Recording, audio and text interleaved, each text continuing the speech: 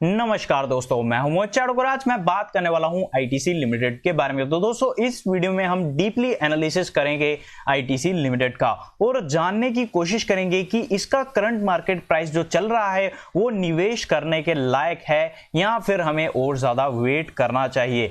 तो दोस्तों, वीडियो शुरू करने से पहले मैं आपको बताना चाहता हूं कि हम टेलीग्राम चैनल पे भी अवेलेबल हैं, आप हमें वहां पे फॉलो कर सकते हैं। लिंक जो है मैं आपको डिस्क्रिप्शन में दे रहा हूं। आपका वहां पे हमें ज्वाइन करने का ये फायदा होगा कि हम आपको फ्री ऑफ कॉस्ट कॉल्स और बुक्स प्रोवाइड करेंगे। अगर आप इसका फायदा उठाना चाहते हैं तो आप डेफिनेटली हमें वहां पे फॉलो कर सकते हैं। अगर आप हमारी प्रीमियम सर्विस सब्सक्राइब करना चाहते हैं तो वो भी आप कर सकते हैं। तो दोस्तों, बात करते हैं अभी आईटीसी लिमिटेड के बारे में। तो पहले तो ये सवाल आता है कि एचयूएल जैसी कंपनी जो है वो अच्छा खासा रिटर्न कमा के देती है, बट आईटीसी ऐसा क्यों नहीं कर पाती है जबकि इसकी जो प्रॉफिट ग्रोथ है वो ठीक ठाक है। तो दोस्तों, ये हम पूरा जानने की कोशिश करेंगे। तो दोस्तों, पहले हम जान लेते हैं कि आईटीसी है क्या। तो दोस्तों, आप देख सकते हैं ITC Limited is an Indian multinational company headquarter in Kolkata, West Bengal. तो दोस्तों, आप देख सकते हो ये एक मल्टीनेशनल कंपनी है और अगर मैं बात करूं इसके हेडक्वार्टर की तो ये कोलकाता वेस्ट बंगाल में है। तो अगर मैं बात करूं इसकी स्थापना कब हुई थी तो आप देख सकते हो इसकी स्थापना हुई थी 1910 में। तो अगर मैं बात करूं जब इसकी स्थापना हुई थी तो इसका नाम क्या रखा गया था, तो इसका नाम रखा गया था imperial tobacco company of India limited. तो दोस्तों, अभी आप जानते हो इसको हम आईटीसी के नाम से जानते हैं और इसका जो मैक्सिमम बिजनेस है वो सिगरेट का ही है। हालांकि ये अपने आप को काफी ज्यादा डिवर्सिफाई कर रही है और कर चुकी है, तो इसलिए ये कंपनी जो है वो काफी ज्यादा लोगों के नजर में रहती है। तो अगर मैं बात करूं इनके चेयरमैन की तो इनके चेयरमैन का नाम है संजीव पुरी। तो दोस्तों, यहां पे आप देख सकते हो ITC is one of the India's top consumer goods company earning $11 billion in annual sales and manufacturing staples such as flour, noodles and biscuit. It is also India's top cigarette maker. तो दोस्तों, आप देख सकते हो company जो है वो one of the top consumer good company है। इनका बिजनेस भी बहुत बढ़िया है, सिगरेट की कंपनी भी ये टॉप में आती है, सबसे बड़ी कंपनी है, बट फिर भी ये जो है अपने इन्वेस्टर को रुला रही है। रिटर्न जो है वो दोस्तों नेगेटिव में दे रही है। 310 का इसने अपना 52 वीक हाई लगाया, उसके बाद से ये स्टॉक पिटता ही जा रहा है। इसने अपने इन्वेस्टर्स को रुला दिया है। तो ये सवाल उठ के खड़ा होता है कि कंपनी का अगर प्रॉफिट बढ़ रहा है, अगर कंपनी का सब कुछ अच्छा है तो ये स्टॉक चल क्यों नहीं पा रहा है। और ये जो सवाल है आपका वो काफी ज्यादा वाजिब भी है। तो दोस्तों, पहले हम जान लेते हैं इनके प्रोडक्ट्स के बारे में। डेफिनेटली आप इनके प्रोडक्ट्स जो है वो घर पे इस्तेमाल करते होंगे। तो अगर मैं बात करूं आशीर्वाद आता, इसके बारे में आप डेफिनेटली जानते हैं। सनवीस्ट के बारे में भी जानते हैं। उसके बाद आप बिंगो के बारे में भी जानते हैं। क्लासमेट की कॉपीज जो है वो आप डेफिनेटली इस्तेमाल करते होंगे एज ए स्टूडेंट। और अगर मैं बात करूं उसके बाद एक और प्रोडक्ट जो है वो वी नेचुरल के बारे में भी आप जानते होंगे। शॉवर टू शॉवर के बारे में भी जानते होंगे। विवेल के बारे में भी जानते होंगे। इंगेज के बारे में जानते होंगे। आप फियामा के बारे में जानते होंगे। जीपी नूडल्स के बारे में जानते होंगे। आप सेवलॉन के बारे में भी जानते होंगे। और सेवलॉन की सेल्स जो है इन्होंने अच्छी खासी बढ़ाई है, इन्होंने प्रोडक्शन बढ़ाया है कोविड-19 को देखते हुए। तो दोस्तों, आप देख सकते हो इनके प्रोडक्ट्स कितने ज्यादा है और बहुत ही बढ़िया इनका बिजनेस है, बट फिर भी ये जो है वो क्यों नहीं चल पाता है। तो दोस्तों, मैं अभी आपको यहां पे वो चीज एक्सप्लेन करूंगा। तो दोस्तों, अगर मैं बात करूं इनकी सेल्स की तो 40% जो है वो इनकी सेल्स होती हैं सिगरेट से। उसके बाद अगर मैं बात करूं इनकी सेल्स की तो ये 19% होती हैं एग्री बिजनेसेस से। उसके बाद अगर मैं बात करूं होटल की तो ये है दोस्तों मात्र 3%। उसके बाद अगर मैं बात करूं पेपर बोर्ड एंड पैकेजिंग तो इनकी जो सेल्स है वो 12% है। और अगर मैं बात करूं दोस्तों एफएमसीजी अदर्स की तो ये होती है 6%। उसके बाद अगर मैं बात करूं एफएमसीजी फूड तो 19%। तो आप ये देख सकते हो सिगरेट का जो सेल्स है वो दोस्तों 41% है, मतलब आधे के आसपास। एक और गड़बड़ की बात इस कंपनी में ये है कि दोस्तों 80% जो प्रॉफिट होता है वो सिगरेट बिजनेस से आता है। 70 से 80% आप बोल सकते हैं, मतलब कि इतना ज्यादा प्रॉफिट आता है सिगरेट से और मात्र 20 या 30% जो प्रॉफिट है वो आता है बाकी चीजों से। ऐसा क्यों होता है?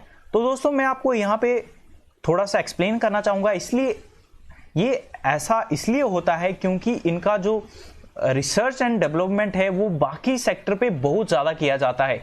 फॉर एग्जाम्पल अगर ये 10 रुपए लगाते हैं कहीं पे, तो दोस्तों वहां से इनको जो है वो बहुत ही कम पैसा वापस मिल पाता है, वहां से इनको बहुत ही कम प्रॉफिट आता है। बट ये कोई भी चीज अगर सिगरेट पे लगाते हैं, इन्वेस्टमेंट करते हैं, तो इनको खर्चा तो बहुत ही कम करना पड़ता है, बट इनको रेवेन्यू जो आता है वो बहुत ही ज्यादा आता है।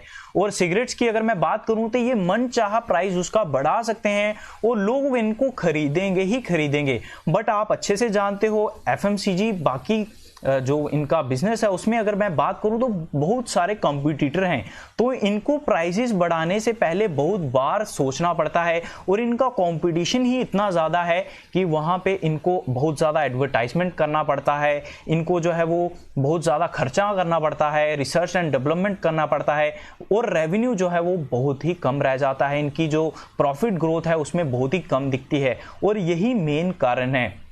बट अगर आप देखोगे सिगरेट की, तो सिगरेट आपने टीवी में क्या इनके प्रमोशंस देखी हैं, क्या आपने कुछ देखा है? डेफिनेटली कुछ नहीं करते। सिगरेट एक ऐसा प्रोडक्ट है जिसकी तरफ लोग खुद आते हैं। यहाँ पे आपको एडवर्टाइजमेंट नहीं करना कि हमारा आटा खरीदिए, हम बहुत ही अच्छा आटा बनाते हैं, हमारा क्वालिटी ऐसा है वैसा है। यहाँ पे आपको कुछ नहीं करना, यहाँ पे आपको दबा के जो है वो लोग खुद ही आपके पास आएंगे। बट बाकी जो बिजनेस है वहाँ पे इनको बहुत कुछ देखना पड़ता है, वहाँ पे एडवर्टाइजमेंट करना पड़ता है, वहाँ पे बहुत ज़्यादा खर्चा करते हैं और खर्चा तो करते हैं बट वो दोस्तों वापस नहीं आता। इस कारण से ये इनका बिजनेस जो है वो अच्छे से ग्रो नहीं होता है अगर आप कंपैरिजन करोगे एचयूएल के साथ। तो दोस्तों हालांकि इनका बिजनेस तो बहुत ही बढ़िया है, बट अगर इनका स्टॉक एचयूएल के कंपैरिजन में नहीं बढ़ रहा तो उसका कारण यही है। बट इसका मतलब ये नहीं है कि ये स्टॉक इन्वेस्ट करने के लायक नहीं है। तो अभी हम इसकी बात करते हैं कि क्या ये इन्वेस्ट करने के लायक है या फिर नहीं। तो दोस्तों अगर मैं बात करूं दोस्तों मार्केट कैप की, तो ये आप देख सकते हो 2,13,829 करोड़ है और ये इंडिया की बेस्ट कंपनियों में आता है, टॉप कंपनियों में आता है।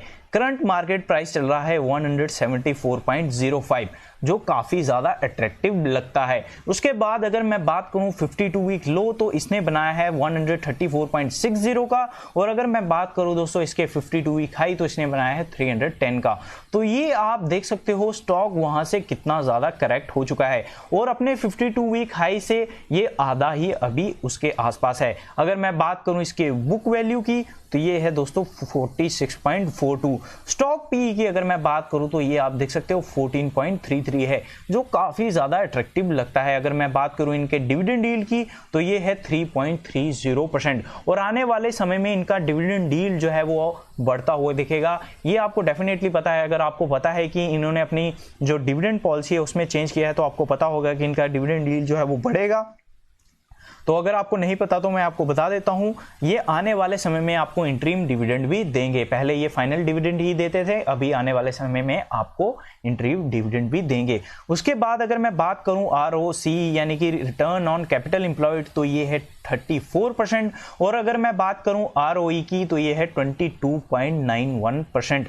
तो ये आप देख सकते हो। उसके बाद अगर मैं बात करूं फेस वैल्यू की, तो ये है 1। तो दोस्तों मैं आपको बताना चाहूंगा, आज आपने ITC में गिरावट देखी, तो उसका मैं आपको कारण बता देता हूं कि इनके जो प्लांट्स है उसमें वर्कर्स का कुछ इशू आ रहा है। वहां पे वर्कर्स जो है वो छुट्टी लगा रहे हैं, बहाना लगा रहे हैं, उस कारण से आज आपको इसमें प्रेशर आता हुआ दिखा। तो ये जो इशू है उस कारण से आपने स्टॉक ज्यादा पिटता हुआ दिखा। तो अभी बात करते हैं इसकी शेयर होल्डिंग पैटर्न की, फिर मैं आपको कंक्लूजन करके बताऊंगा कि क्या आपको इसमें निवेश करना चाहिए इस प्राइस पे कि नहीं। तो दोस्तों ये जो शेयर होल्डिंग पैटर्न है ये मार्च का है 2020 का। यहाँ पे आपको जो डाटा मैं आपको दिखा रहा हूँ ये लेटेस्ट है। ये आपको दोस्तों किसी भी वेबसाइट पे नहीं मिलेगा अगर आप BSE को छोड़ के किसी भी वेबसाइट पे जाते हैं। तो ये जो डाटा मैंने लिया है दोस्तों ये BSE की वेबसाइट से लिया है और किसी भी वेबसाइट पे आपको मार्च का नहीं मिलेगा। मिल जाए तो बहुत ही अच्छी बात है।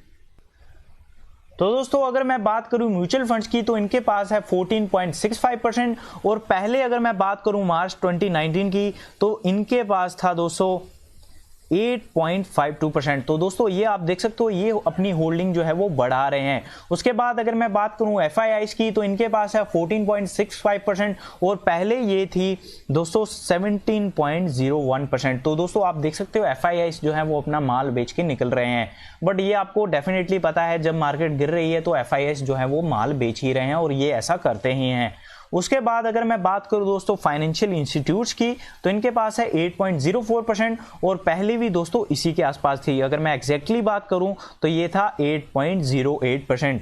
तो अगर मैं बात करूं दोस्तों उसके आगे इंश्योरेंस कंपनियों की, तो इनके पास थी दोस्तों पहले अभी 21.72% और पहले की अगर मैं बात करूं तो दोस्तों ये था 21.5%। तो लगभग सेम ही है। उसके बाद अगर मैं बात करूं दोस्तों टबैको मैन्युफैक्चरर्स लिमिटेड की, तो इनके पास है 24.26% और दोस्तों अगर मैं बात करूं पहले की, तो पहले भी इनके पास इतनी ही होल्डिंग की। अगर मैं बात करूं दोस्तों अदर्स की, तो ये आप देख सकते हो 21.39% है। तो ये आप देख सकते हो अदर्स की जो होल्डिंग है वो डेफिनेटली थोड़ी बहुत बड़ी है, बट इतनी ज्यादा नहीं बड़ी है। तो अभी बात करते हैं कि आपको इस प्राइस पे निवेश करना चाहिए कि नहीं। तो दोस्तों मैं आपको बोलूंगा डेफिनेटली आपके पोर्टफोलियो में आईटीसी जैसा स्टॉक होना चाहिए। अगर स्टॉक 6 महीने साल से परफॉर्म नहीं कर रहा है, इसका मतलब ये नहीं है कि आने वाले समय में ये स्टॉक परफॉर्म नहीं करेगा। हाँ, आपको सेल्स में कमी ज़रूर दिखेगी, आप अच्छे से जानते हो। वो किसी भी कंपनी की देख लीजिए, आपको सेल्स डाउन ही दिखेंगी। मैरिको का भी आज रिजल्ट आया है, आपने देखा होगा कितना ही अच्छा रिजल्ट आया है। तो डेफिनेटली अगर मैरिको को नुकसान होगा तो सभी को नुकसान होगा, कोई भी कंपनी इससे बचेगी नहीं। कोई भी कंपनी आप लगा लीजिए, बड़ी से लेकर छोटी लगा लीजिए, सभी के रिजल्ट जो है वो बुरे ही आएंगे। ज़्यादा इम्पैक्ट जो आपको देखने को मिलेगा वो Q1 में दिखेगा। तो आपको करना क्या है, आपको स्लोली एक्यूमुलेट करना है। फिर से ये स्टॉक 130 के आसपास जो है वो डेफिनेटली जा सकता है। बट अगर इससे कुछ वर्स्ट नहीं होता है तो मेरे को नहीं लगता ये अपना 52 वीक लो तोड़ेगा। बट पॉसिबिलिटीज जो है वो मार्केट में हमेशा रहती हैं, इसलिए आपका पहला फोकस होना चाहिए जो आपको शॉर्ट टर्म में अच्छा खासा गेन दे सकें।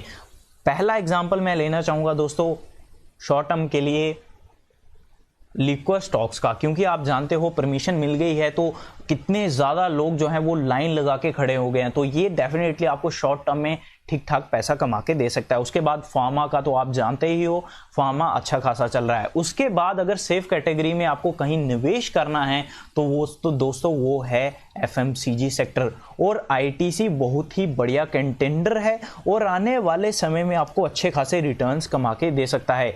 अगर मैं बात करूं इनके डिविडेंड की, डिविडेंड के थ्रू आपके डायरेक्टली अकाउंट में पैसा आएगा ही आएगा। स्टॉक हो सकता है आपको कुछ समय तक परेशान करे, बट वंस ये अच्छे से प्रिपेयर हो गया और इन्होंने अच्छे से प्रिपेयर कर लिया सब कुछ, तो दोस्तों अच्छे से ही चलेगा। और मेरे को लगता है जो इनका बिजनेस है वो आने वाले समय में अच्छे से ग्रोथ करेगा, बहुत बढ़िया चलेगा। हालांकि अभी भी बढ़िया चल रहा है, बट आने वाले समय में इनका जो खर्चा है वो कम होगा और इनको प्रॉफिट और सेल्स में काफ़ी ज़्यादा मुनाफा होगा। तो इन बातों को आपको ध्यान में रखना है और इन बातों को ध्यान में रखते हुए ही आपको निवेश करना है। वीडियो आपको कैसी लगी ये आप मेरे को कमेंट करके ज़रूर बताइएगा। अगर मैं बात करूँ इनकी सेल्स की, सेल्स ग्रोथ भी अच्छी हैं, हालांकि एकदम कांस्टेंट रहती हैं लगभग। बट अगर मैं बात करूं इनके प्रॉफिट ग्रोथ की तो वो ठीक ठाक है। हालांकि काफ़ी ज़्यादा जो प्रॉफिट है वो सिगरेट बिजनेस ही दिलाता है, बट मैंने उसके पीछे आपको चीज़ें भी एक्सप्लेन की हैं कि ऐसा क्यों होता है। तो वीडियो अच्छी लगे लाइक, सब्सक्राइब और शेयर ज़रूर करें और अपना प्यार हमें ज़्यादा से ज़्यादा दें।